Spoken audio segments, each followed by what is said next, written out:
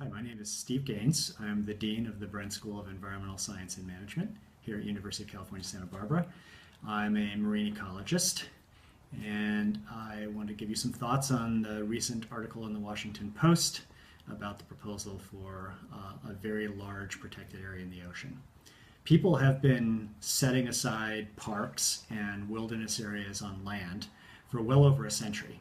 And these have been contentious debates because you're having to have a discussion about a trade-off between their value as a natural place and their potential value for other kinds of uses that people might have for those areas. But over the course of the last 100 years on land, we've set aside close to 15% of all of the land area on the planet in permanently protected areas. By contrast, the oceans are way behind in terms of the level of the area that we've set aside for protection. Way less than a tenth of that fraction that we see on land so far. But there have been a lot of efforts in the last 20 years to really start thinking about how we can set aside protected areas in the ocean to achieve different kinds of goals. And there have been really two kinds of protected areas. One has been motivated by the fact that along coastlines where there are a lot of people, we commonly have a lot of activity that can lead to the degradation of coastal ecosystems. And so people have set aside protected areas not necessarily to protect pristine places, but actually to restore places that have been impacted to something closer to what their state was before. And there have been many hundreds of these now set up around the world. They've been very successful in terms of scientific studies about their impact in terms of recovery. But they work well for some kinds of species and not others. And the key thing is how far species move.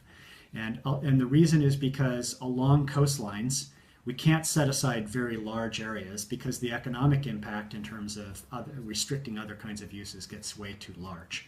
And so marine protected areas that are small tend to work well for species that don't move very much. But when we talk about species like tuna that move a long distance, or sharks, or turtles, or many marine mammals that move distances that are much greater, we need much bigger protected areas.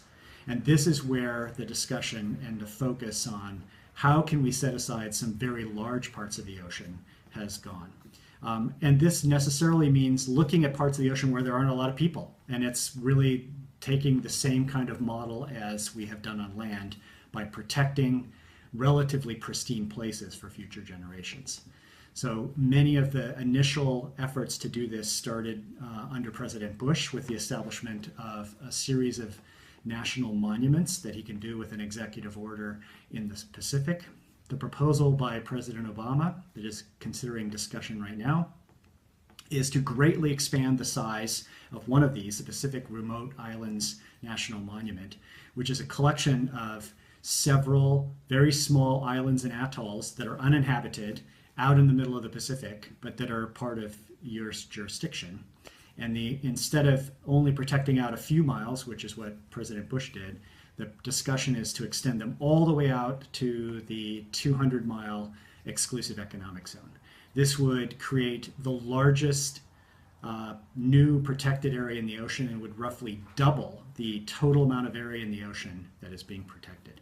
So even though these areas are out in the center of the ocean that are unpopulated, doesn't mean that these kinds of proposals have no impacts. And so the debate that's going on right now is both how this affects current uses, which tends to be things like tuna fishing by long distance fleets for a relatively small fraction of the tuna harvest, but also potential future uses, energy production, ocean mining, and things along these lines. So it's a very similar kind of problem to where the values of different kinds of uses versus the value in terms of protecting some fractions of natural habitats in a wild state for future generations is really the source of this debate. It's an area that science can play a very important role in, but it's an area where society has to make a choice about how we balance these different values and how much of the ocean we want to set aside